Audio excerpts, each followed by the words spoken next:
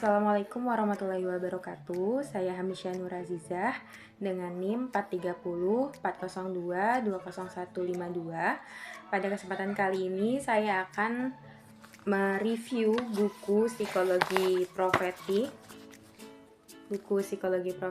milik Pak Agus Hermawan dengan Bu Erlina Wijayanti.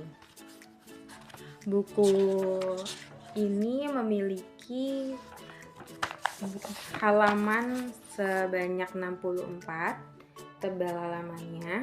Penerbitnya dari Yayasan Haji Kartini Kudus dengan editor dari Pak Richard Hisham As-Siddiqi.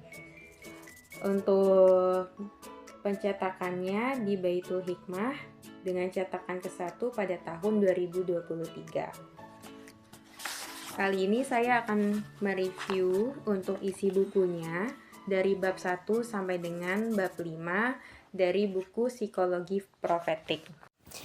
Baik, pada bab 1 di buku ini itu menjelaskan mengenai pembahasan yang berkaitan dengan konsep manusia dalam perspektif profetik.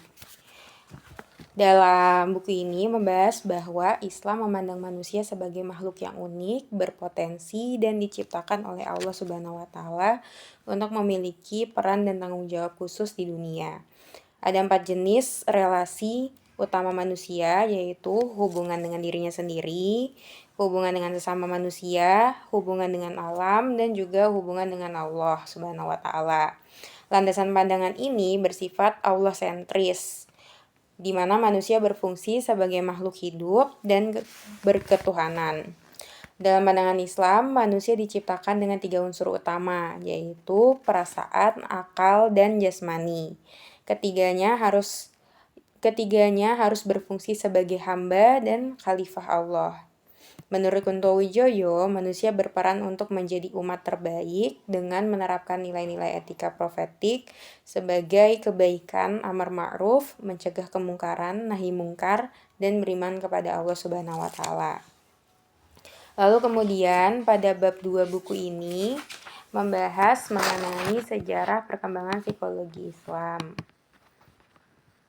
Sejarah perkembangan psikologi profetik dimulai dari kajian para ilmuwan dan sufi muslim yang menekankan pentingnya agama dalam transformasi jiwa hingga mencapai ketenangan dan kesempurnaan spiritual. Hingga perkembangannya di Indonesia pun juga dijelaskan dalam buku ini. Mulai dikenal luas pada akhir abad ke-20 psikologi profetik sendiri, dan juga kajiannya mencoba untuk mengintegrasikan pandangan Islam dalam memahami psikologi. Lalu kemudian pembahasan ketiga yaitu mengenai prinsip-prinsip psikologi profetik. Fokus utamanya adalah mencapai kesempurnaan jiwa, insan kamil yang diwakili oleh Nabi Muhammad SAW, dan ada 5 tingkatan jiwa yang dipaparkan di sini, yaitu yang pertama ada jiwa rabbani, mutmainnah, rodiyah, afrodiyah, dan kamilah. Lalu keempat, itu dibahas juga mengenai perbedaan psikologi profetik dengan psikologi Islam. Psikologi profetik itu mengedepankan pada Nabi Muhammad sebagai model utamanya. Sedangkan kalau untuk psikologi Islam ini, itu dibentuk dengan lebih umum pembahasannya, yaitu membahas mengenai perilaku manusia dalam hubungannya dengan Tuhan dan juga alam serta sesama manusia. Lalu yang terakhir untuk di bab kelima dibahas juga mengenai peluang dan tantangan di era globalisasi.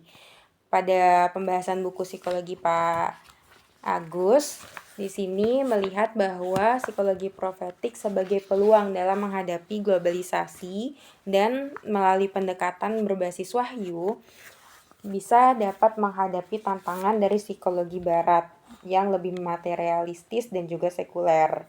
Seperti itu. Maka berdasarkan review buku dari bab 1 sampai 5 ini dapat dilihat bahwa kelebihan buku ini menyajikan perspektif yang unik dalam psikologi dengan mengintegrasikan konsep yang spiritual, moralitas Islam, sehingga memberikan pendekatan yang komprehensif dalam mengatasi masalah-masalah psikologis dan juga masalah spiritual. Lalu kemudian buku Pak Agus juga mengusulkan model alternatif terhadap pendekatan psikologi barat, terutama dalam mengatasi krisis eksistensial modern dengan referensi berdasarkan wahyu dari Al-Quran. Buku ini juga memperkenalkan tingkatan-tingkatan jiwa dan konsep insan kamil yang dapat menjadi panduan dalam pengembangan diri. Seperti itu.